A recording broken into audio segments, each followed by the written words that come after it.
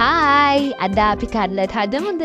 මේ තියෙන්නේ ඒකට අවශ්‍ය වෙන ද්‍රව්‍ය ටික. දොළදුක YouTube channel එකට ඔයාව ආදරයෙන් පිළිගන්නවා. ඔන්න කට්ලට් හදන්න කලින් මාව subscribe කරලා එන්න හොඳේ. මේකට අවශ්‍ය වෙන කපනකොට දැන් ද්‍රව්‍ය ටික මම ඔක්කොම කපාගෙන පැත්තකින් තියාගෙන තමයි වැඩේ පටන් ගත්තේ. ඊට පස්සේ මම pan එක ලිපේ තියලා තෙල් මේසනි දෙකක් දාගෙන ඒකට කපාගත්තු සුදු ලුණු ඉඟුරු ටිකයි කරපිංචා ටිකයි දාගෙන ටික වෙලාවක් බැදගත්තා. ඊට පස්සේ මම කපාගත්ත ලුණු ටිකයි ග්‍රේට් කරගත්ත කැරට් ටිකයි දාගෙන හොඳට කලවම් කරගන්නවා. දැන් ලුණු තේ හැන්දයි ගම්බීස් තේ හැඳි භාගයයි කහ තේ හැඳි භාගයකුයි එකතු කරගන්න.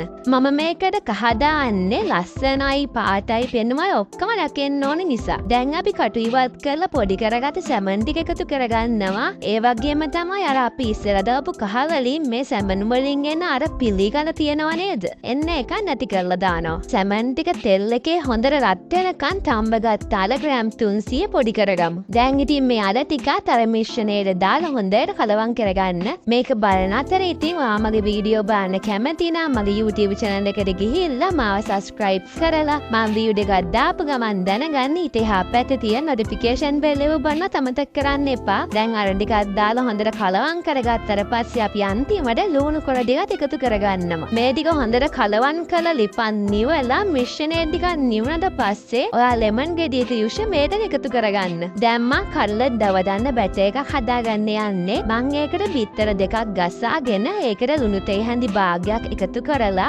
පිටිත් කලවම් කරලා වතුර සැනින්සරේ කලවම් කරන ගමන් මෙන්න මෙහෙම බැටර් එක හදාගන්නවා. ඔයා හදාගන්න බැටර් එක මෙන්න මේ ඝනකමට තියෙන්න ඕනේ. දැන් අපි කට්ලට් බෝල් ටික හදාගමු.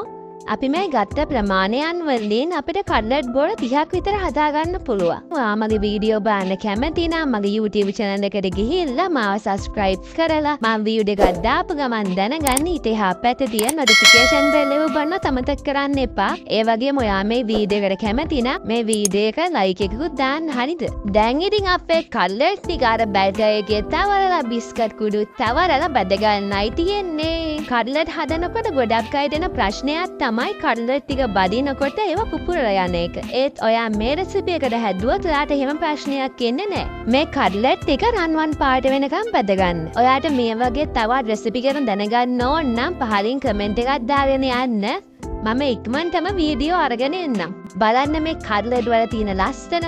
මේ වගේ කට්ලට් නම් 100ක් වුණත් කන්න පුළුවන්. එහෙනම් ඉතින් මම යනවා. තව රස කෑමකින් ඊළඟ වීඩියෝ එකේ හම්බෙමු. බයි.